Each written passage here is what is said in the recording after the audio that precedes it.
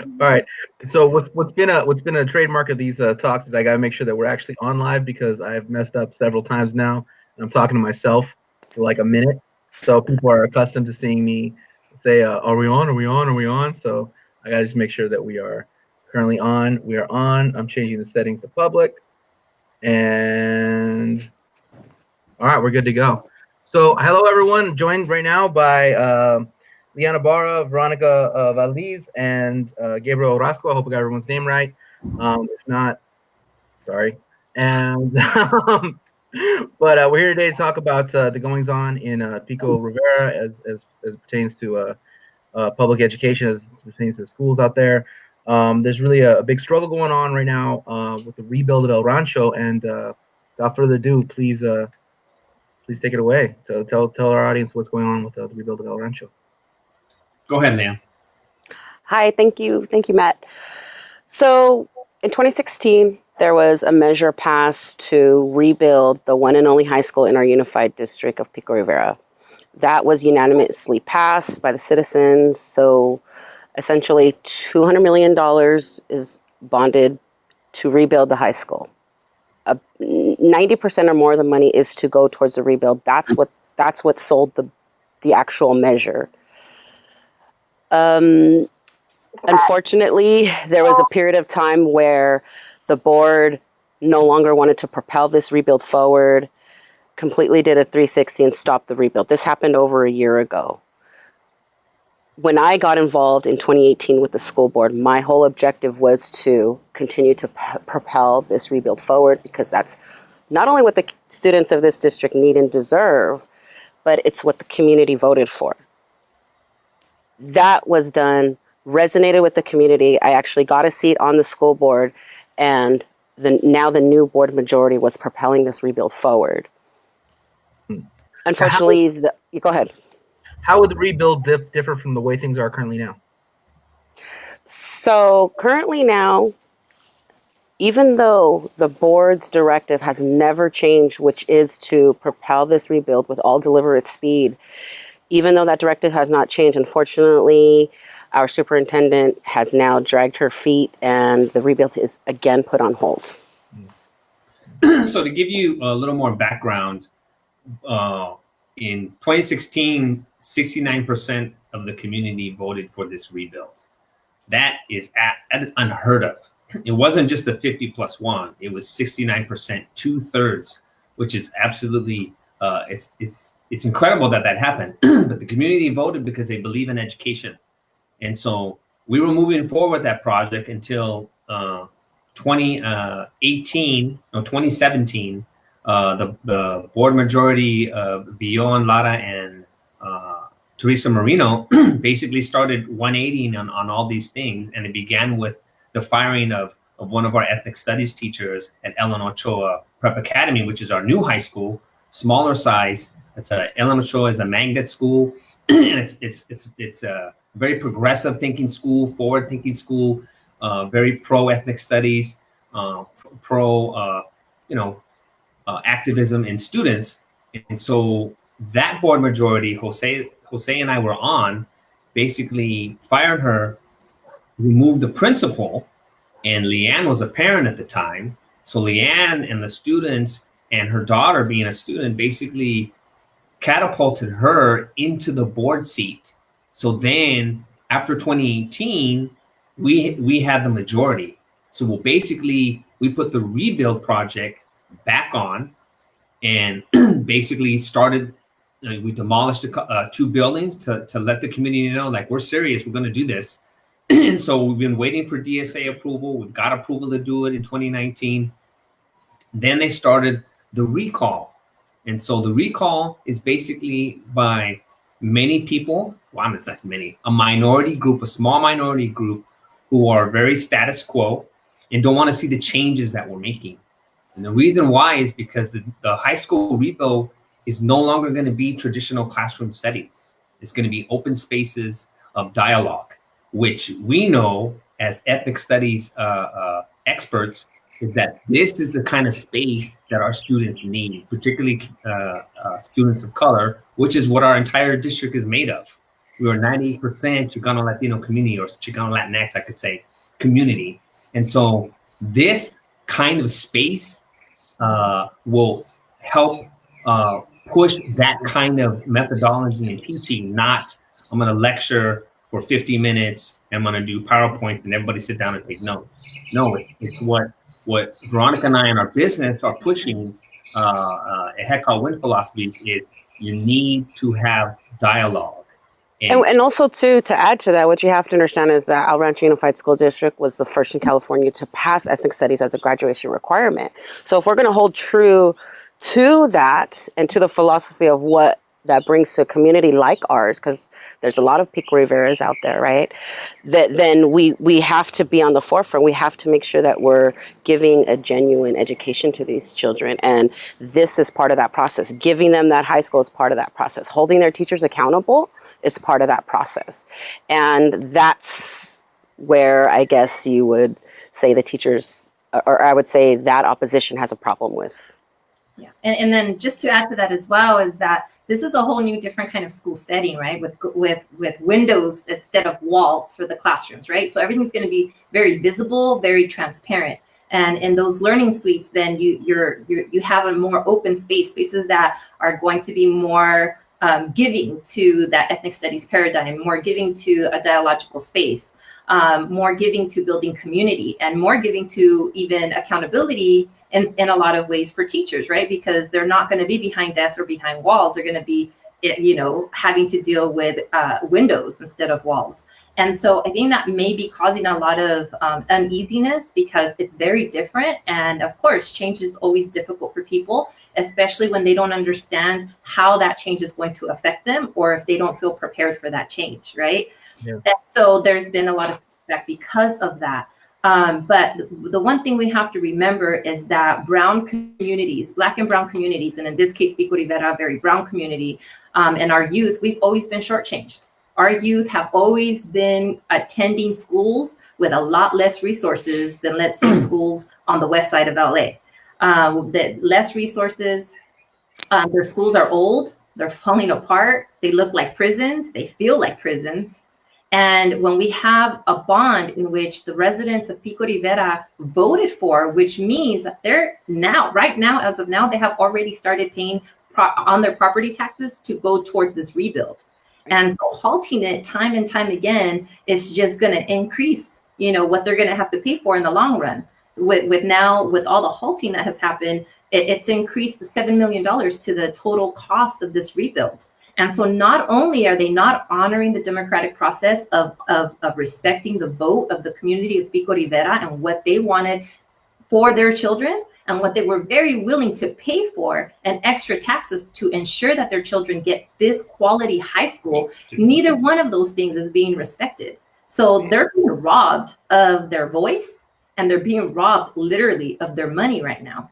And so we're hearing all these excuses that we have to find other ways in which it's not going to cost the district so much money. Let's do a renovation instead of a rebuild. But that's not what the community voted for.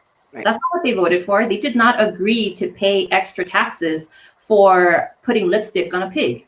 That's not what they voted for. That's not what they're paying into. So that, I think that is also like where we're trying to call attention to people, right? Because an injustice in one place is an injustice everywhere. So todos somos Pico Rivera. Like it's we have to stop shortchanging our communities. We have to stop shortchanging our brown students. We have to stop settling for less. If we want a state-of-the-art Google-inspired campus for our students, our brown students, then everyone should be behind that. Everyone. And I'm gonna tell you that this is my neighborhood. I'm from Pico. I grew up here. And so I know that we say when we jimmy things, and I know other people in other parts of the community that are brown do the same thing, right? You just do things to get by. So if you don't necessarily have the best car, you get what you get, So you jimmy things just to get by. And when we went for this bond back in 2016, the one thing that I wanted to make sure of is we're not going to do that with this school. We're not going to just settle or whatever and go low cost and be cheap about things. No, we deserve the best. We deserve a high quality, high functioning, high technological 21st century school like anybody else. And I don't want to shortchange us and the community, but that's what these naysayers, which is a very small minority in our city and in our district, like they don't want to change. They don't want to change. Like it's okay that we still have students that aren't, not the majority of our students are going to college. They're not graduating and moving on to secondary education. We have English language learners like everybody else. We have our foster kids. We have special ed kids. Like, you know, what's we need to hit all of our students. A lot of my friends, and I would tell you, even my compa, who was on the football team, like he barely got through high school. And the problem is like, and this may be in many districts, is sometimes we cater to that 10% to our highest kids, which is what we should do. Yeah, we should cater to them, but we should cater to all of our students, everyone, the gangsters, the cholitos, the kids who need the extra attention. So the traditional way is kick the kids out of my room. I don't want to see them anymore. We can't do that anymore, because that kid who gets kicked out, that child grows up and either they go down a certain path. And so that's kind of what we're fighting. In addition to all this, the other side has been mudslinging. They have been calling, well, I'll tell you what they did to me. So I'm a danzante, traditional Aztec dancer, and they make fun of me. They make fun of what I wear. They make fun of what I'm dancing, telling on social media that I'm stroking a feather, like it's masturbating, right? They've also called me a pedophile on social media. Yeah, they talked about my son getting in trouble with the cops, which is not true at all. They talked about my daughter getting special treatment at the high school, which is not true at all. And not only if I'm from here, but I have 2 kids in the district. I got an 8th grader and I got a senior at our rancho right now. Like everyone else, her senior year is pretty much shot. So not only do I have an vested interest as a growing up here, I've got 2 kids in the district, where our other board members that are against us, they don't have children in the district, and they're not even they're retired, and so they're not aware of all the new technological advances and new teaching and new methodologies that are out there. So I want to direct a question to everyone here. When you say something as simple as, you know, our children deserve the best. Our children deserve whatever is available to any children in America should also be available to our children. What does the opposition say to that? I mean, I don't even know how do you rebut that? What do they know we don't? I mean, what do they say? Well, I would say that what they do is they try and reverse and project that. They say the same things that we say. They say, "Oh, we want what's best for the students. We want what we want to give them what they need and deserve." But you see, their idea of what they need and deserve isn't the same as what the community has voted for. See, what we have to understand is that the board represents the community, because we were voted into those places. We're the officers of the community, and if the board has already propelled A through Z forward to get this rebuild going, then that's pretty much what needs to happen. I don't know that if they, I think they just kind of project themselves and say, well, that's what we want too, but we wanted to do it our way, not the way the community has voted for, not the way the board who represents the community voted for, not what the research shows is best for students learning. No, we don't want that. We just want it. We want it, but we want it our way. So that's the difference I see. And they're basically full of contradictions, because the other side of that is that they're trying to say, well, this is going to cost the district more than it should, or more than we can afford. We're trying to save money. So that's the messaging that they're trying to send out to folks, right? We're looking out for the best interest of the students and financial stability for the district. However, all of their stalling has added an additional $7 million. That's the irony. That's the direct contradiction. And right now, the superintendent is trying to use COVID-19 as another reason to stall the construction of the school, which was which was supposed to be happening right now as of we speak. But she stopped it, she stalled it, and saying, well, we have to think about what's going to happen after. We're going to have to recover from this, et cetera, et cetera. Meanwhile, adding yet more hundreds of thousands of dollars to the cost of this rebuild.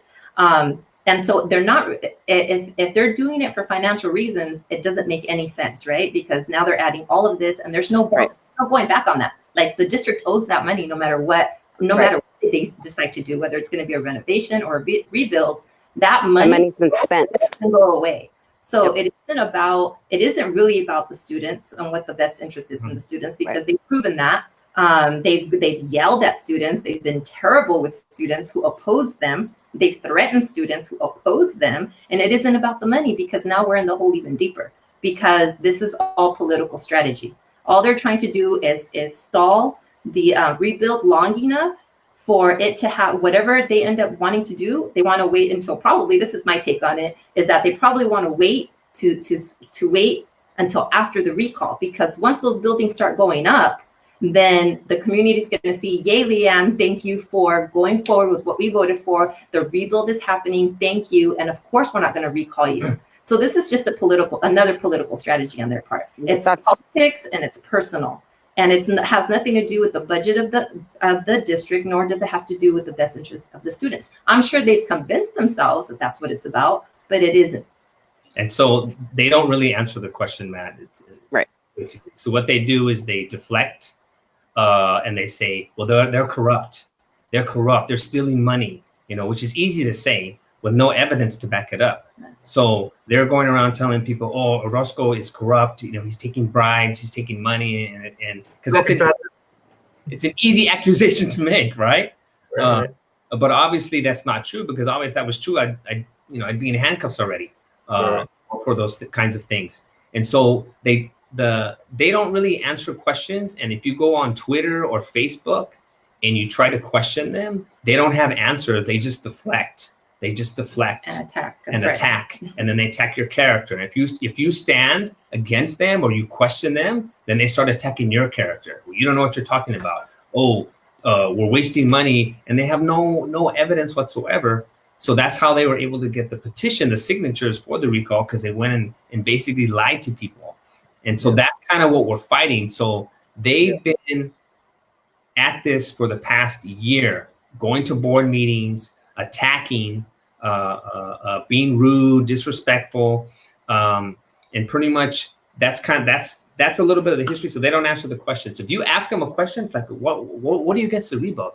Well, because they're corrupt, because there's no transparency. And it's like, yes, there is. We're expecting it. Oh, we want to save the district money. How can you say you want to save the district money when the more you delay the project, the more you're adding in escalation costs? So that's kind of the battle where we've been at, and that's kind of where we're at right now in terms of that message. They don't have answers. Right. So what would you suspect are their actual objections? I mean, if their answers are all kind of illusions and deflections, what do you think what's their problem? Their problem is that we're a very progressive people. Leanne's very progressive. I'm very progressive. Jose is very progressive. We're all about ethnic studies. When we talk about ethnic studies and we talk about system of oppression, that small minority of people are like, oh, that's reverse discrimination. So now what we're talking about is colonization, right? To have our own people that think differently and don't see that there's discrimination, don't see that there's racism, not necessarily in people, but in the system, right? Because you're looking at people that have made it themselves. And so it's like, well, I made it. Why can't you make it? If you do this and be cookie cutter student, then you can make it too. And what we're trying to say, Leanne, Jose, and it's like, it needs to be that way for all students, and it's not cookie cutter. Everybody's different. Everybody who calls themselves Chicano, those students that are foster parents, those students that are LGBTQ plus or gay students, like all of those people, all of our students need to be successful in their own way. But it's this cookie cutter approach that, as we all know, in education is throughout the country and throughout many brown communities. So the way I see it is, it's like, I don't want Orosco. Do you see this stuff he does? I don't want Leanne. They're progressive. They're reverse discrimination. They're communists. They've went as far as saying things like that. So that's what I really think behind everything. It's an ideological battle. That's really what it comes down to. But they'll never say that, and they'll Right. never. They may not even recognize that stuff inside themselves either, and that's the struggle. So at the end of the day, we're not going to change the hearts and minds of those particular individuals. What we want to do is just elevate the platform and the consciousness to the level that it's not about us, it's about the next generation, for all those reasons Mr. Orozco just explained and Veronica just explained, and so on and so forth. What we have, kind of back to the rebuild of El Rancho, I wanted to make this point. Because of this COVID situation, because we're all being, we have to be isolated to our homes and whatnot. As a parent who has 2 kids in the district, one in high school and one in kindergarten, the only tangible things that I have to hold on to for the rest of the year for my kids is the homework that they're doing here at home, their, the distance learning, their free lunches, and that high school. Those are the only things that represent the school district to me as a parent. Obviously, as a school board member, I'm vested way deeper. But if I don't see the high school being rebuilt, and I just see my kid at home doing their work and getting their free lunch, well, I will almost feel like it's just a waste. And if I feel like that as a mom, that is just a tip of the iceberg of the sentiment that pretty much every parent is feeling that have approached me. Teachers are feeling insecure with their job. And we have to just think about really securing the valuable assets we have now. And I think if we can elevate our level of thinking to that, we can work towards, actually something tangible. But right now it's just a back and forth emotion that's really doing nobody any good. And to add to that also is that this is what it looks like when we're dismantling systems of oppression, right?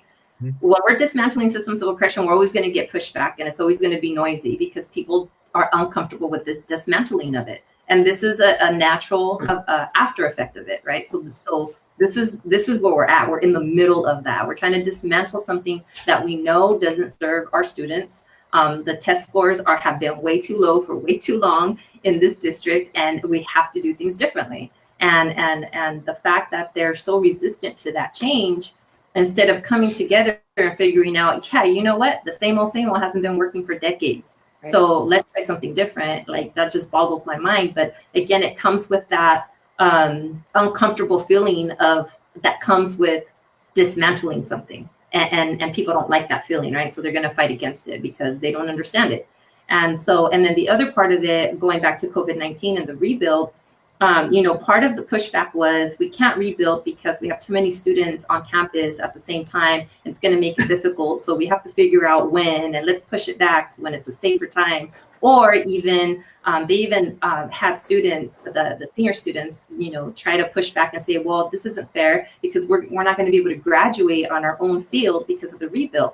Well, yeah, some sacrifices have to be made, unfortunately, and it's not going to be the class of 2020. It's going to be another class, unfortunately. But now they're out of school for the rest of the semester. This is the perfect time to get that construction going as much as possible. You don't have any students on campus. We no longer have to figure out what we're going to do with the graduating class and where we're going to graduate them, et cetera. Like, those things have been, quote unquote, solved because of the COVID-19 situation. Right. In order to recover from what's to come with this economic recession that we're going to be entering, this rebuild is going to bring so much more to the city of Pico Rivera. Not only is it going to more than likely increase the property value of all the homeowners here, so at least they'll get something in return for all the taxes that they're paying, but it's also going to hire folks from Pico Rivera to help with the construction project. It's giving jobs right now where people need jobs right now. And then it's going to bring business to all the local restaurants who desperately also need that. I mean, if anything, there's even more reason to start the rebuild now than there was before. Yeah, absolutely.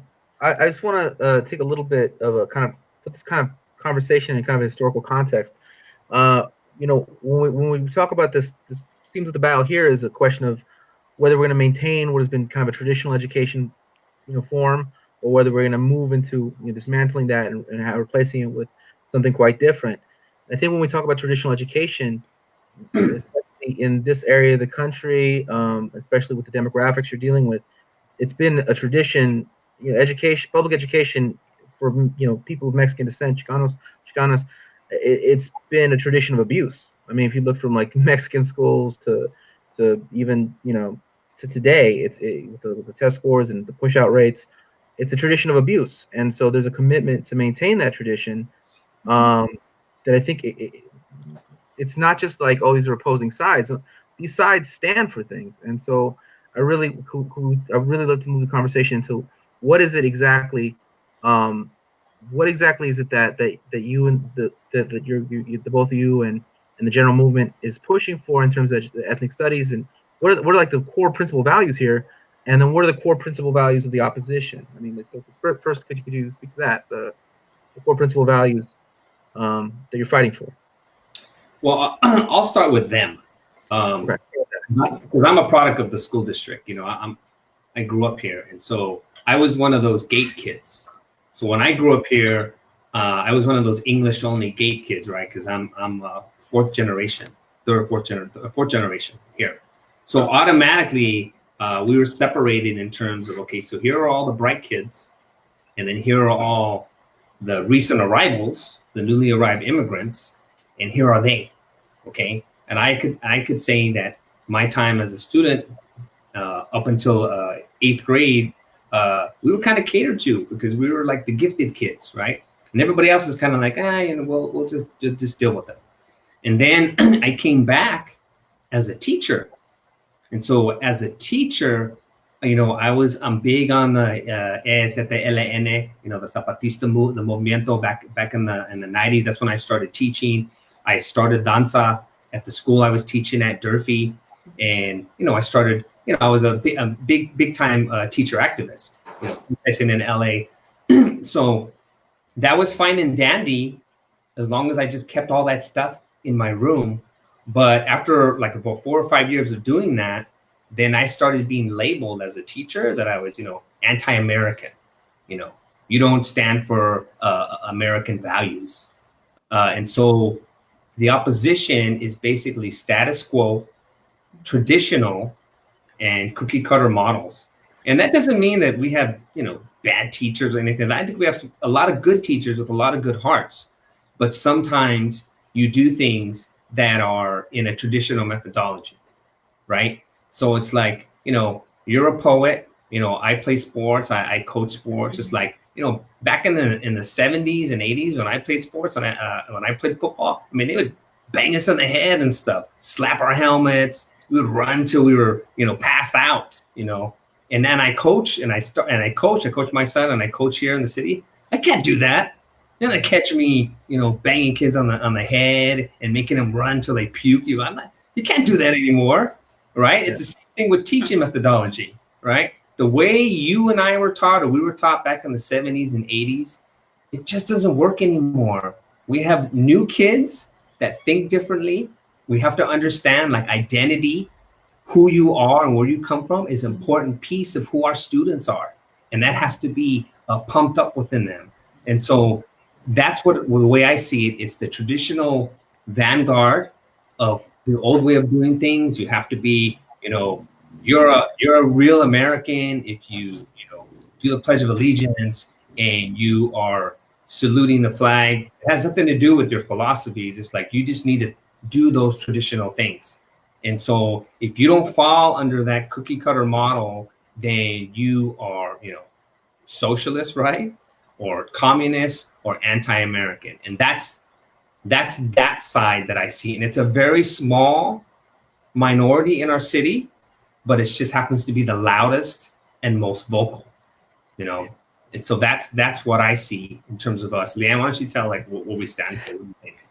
So from my experience and my perspective, especially with the ethnic studies component, if you will, I didn't go to college. I don't have higher education level outside of high school diploma.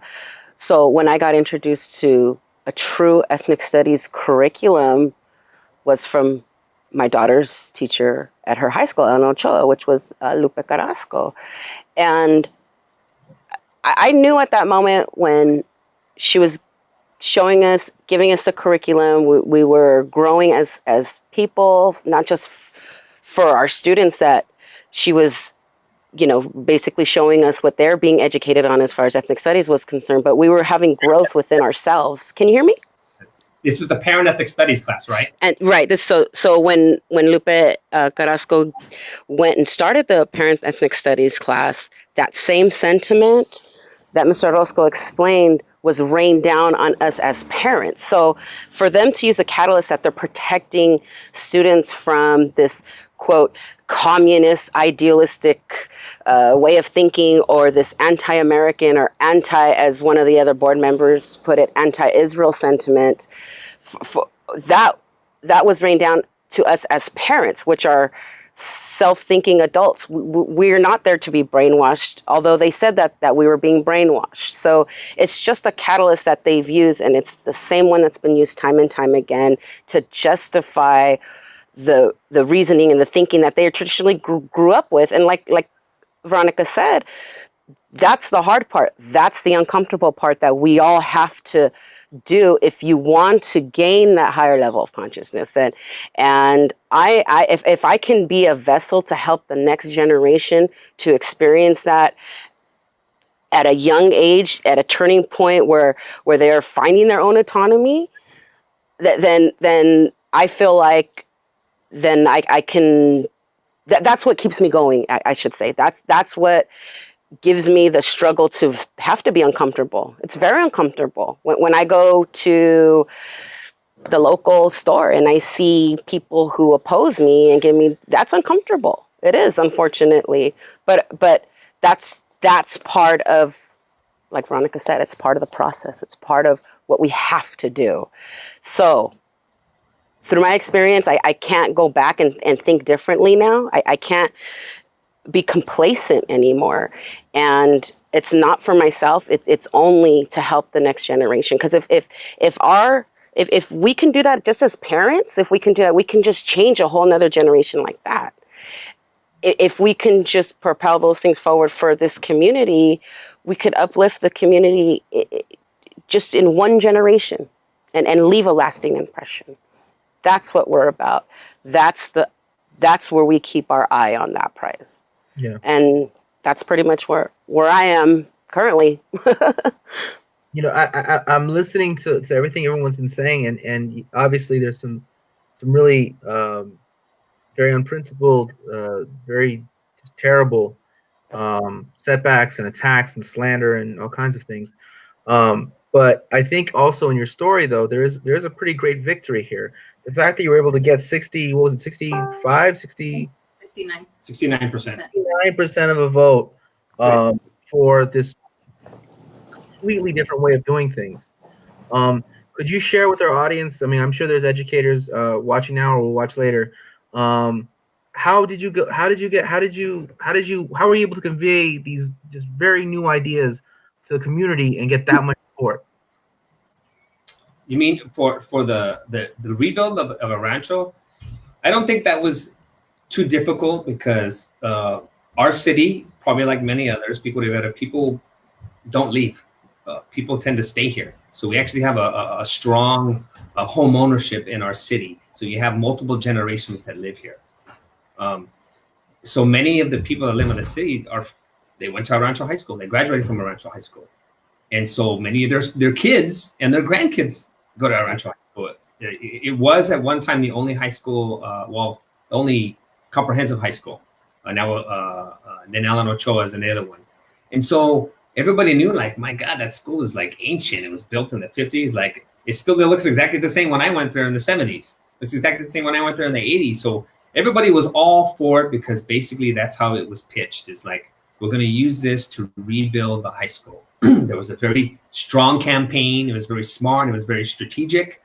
And that's why, and I think it resonated with our community, because here's the other piece where I think our opposition is they don't have a lot of faith in our voters. When Leanne and Jose were running, they tried to use those, what we talked about, calling Jose a communist, saying they were trying to brainwash people. And so the community of voters who I highly respect, our Pico Rivera voters, they voted Jose in over 9,000 votes, the most votes in any school board race. Leanne came in second with 6,000 votes. Leanne, who came in second, she got more votes than the mayor did for the same election, right? So what I think that the other side does is they don't really understand, like, we have progressive voters in the city. Our senior citizens who vote, they went through that discrimination. They were the kids that were separated. They were the kids that couldn't speak Spanish. They're those kids. They're that generation. So they remember those things. Like, yeah, we understand discrimination. We understand what you're saying, Leanne, Jose, and Gabriel. We understand that progressiveness.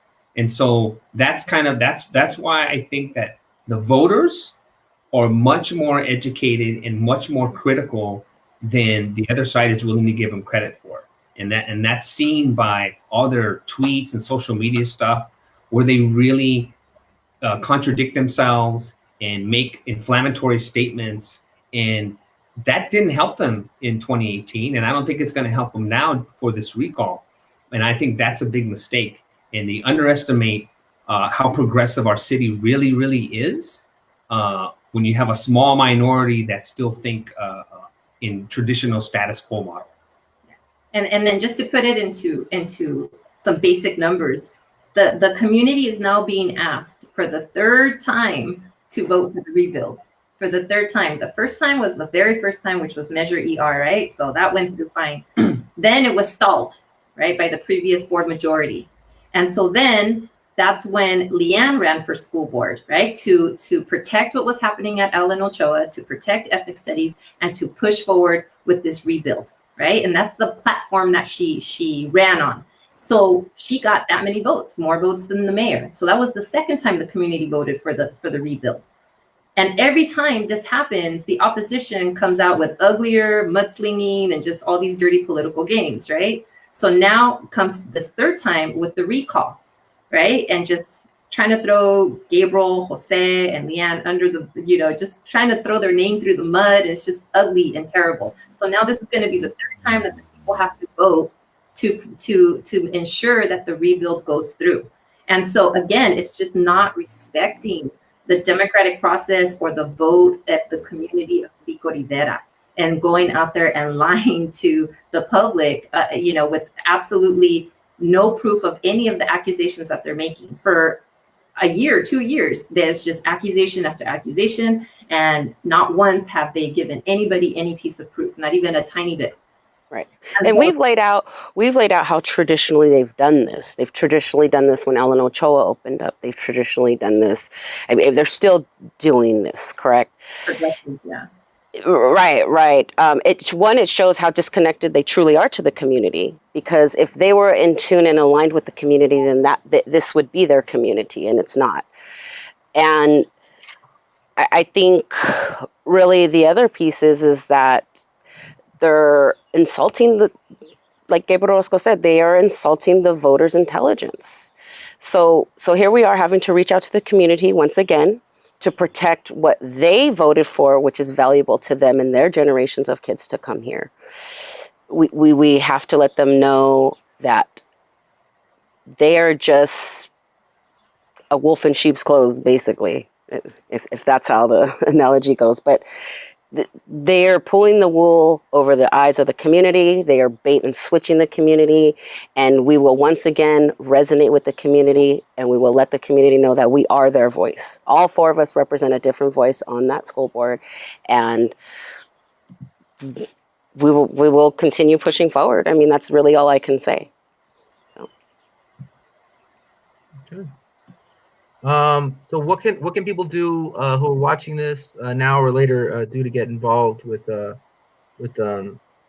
ongoing struggle? Well, there is a petition out there. We encourage you to sign the petition to rebuild. And the reason why that petition is out there is because there's absolutely no reason why it shouldn't be happening.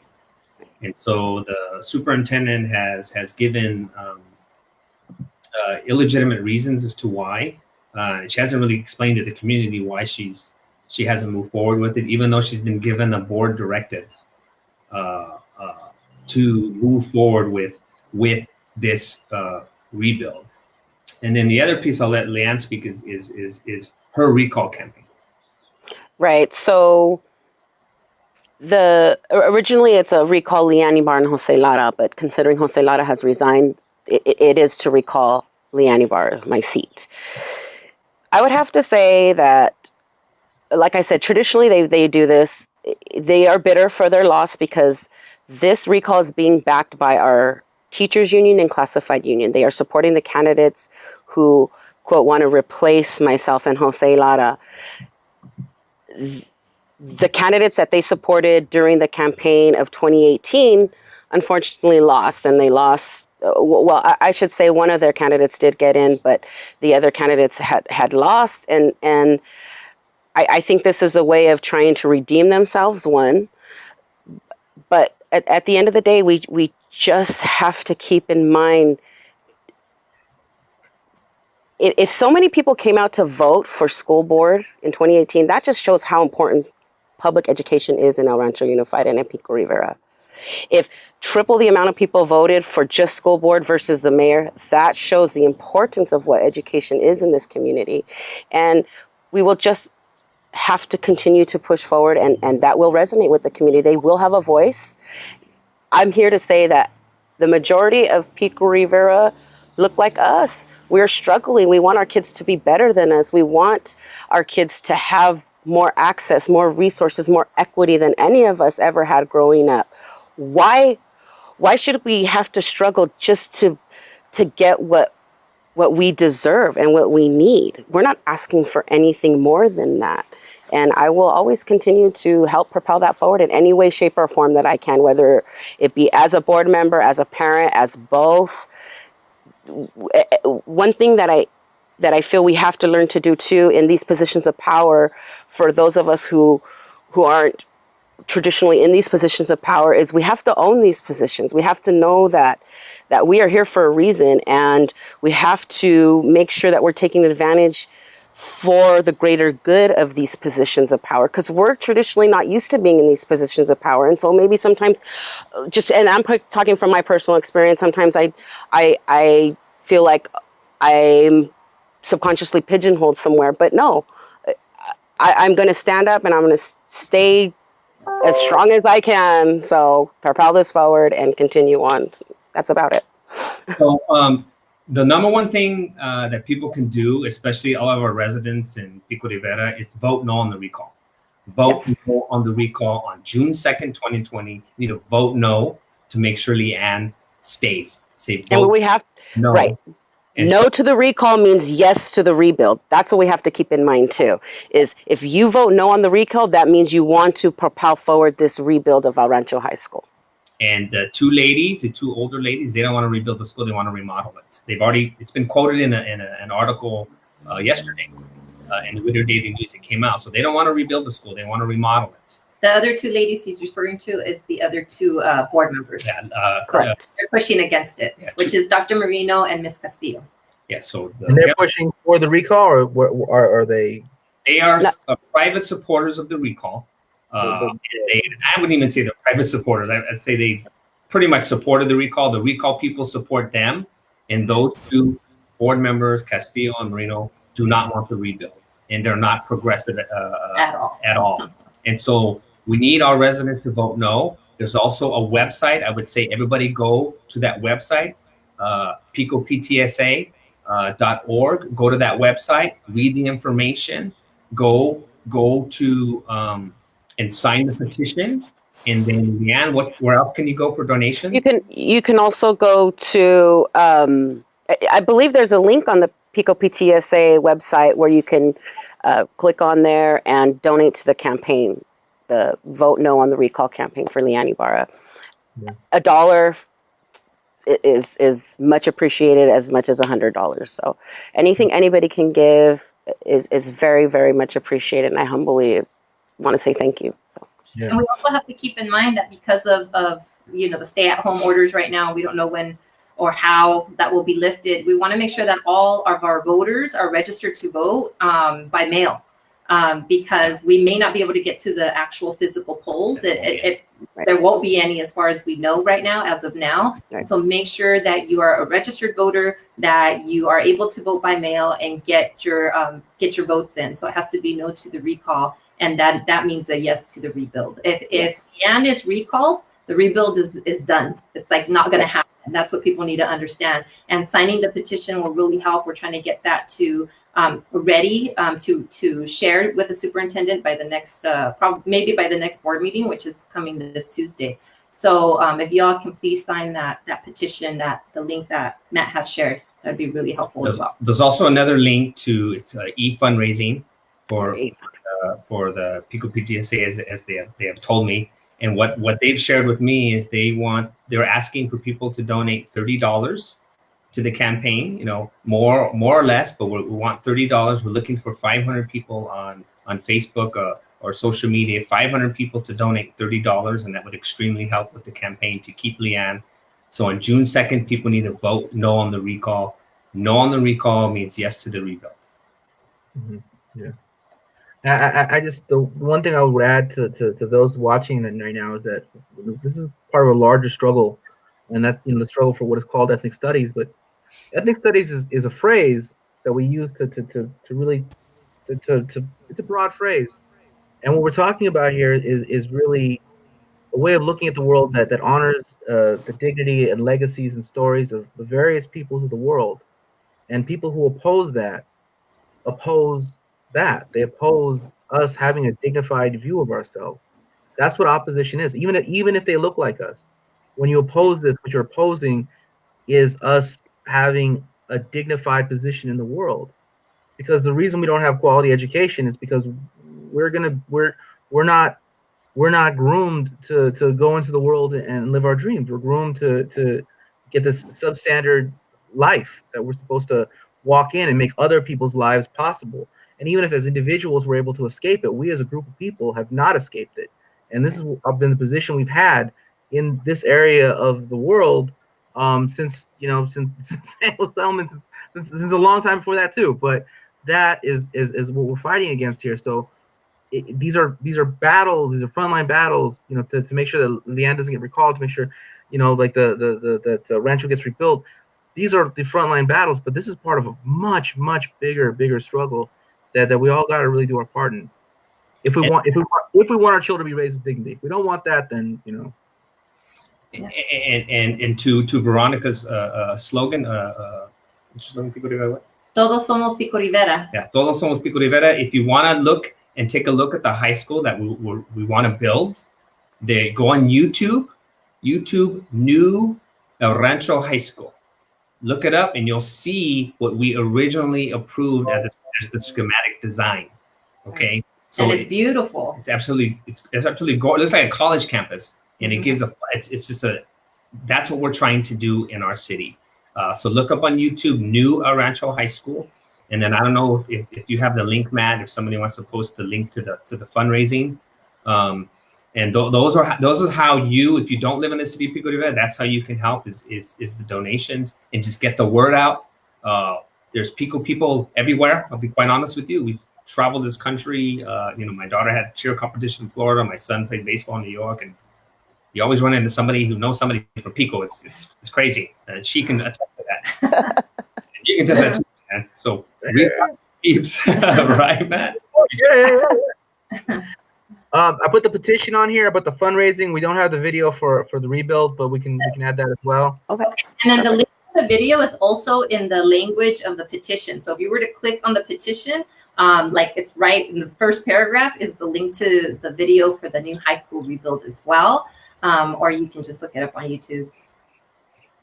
Okay. Final words? Power to the people, man. Y todos somos Pico Rivera. Tiawi Mishika, Lazo Comate, Speaker Matt Cedillo for allowing this platform and allowing for us to discuss it.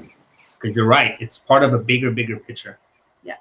I want to say too, thank you to Matt. Thank you for creating this free space where we can talk freely and we can be ourselves and we can hone in on our own identity in the way we know best. So I appreciate the opportunity.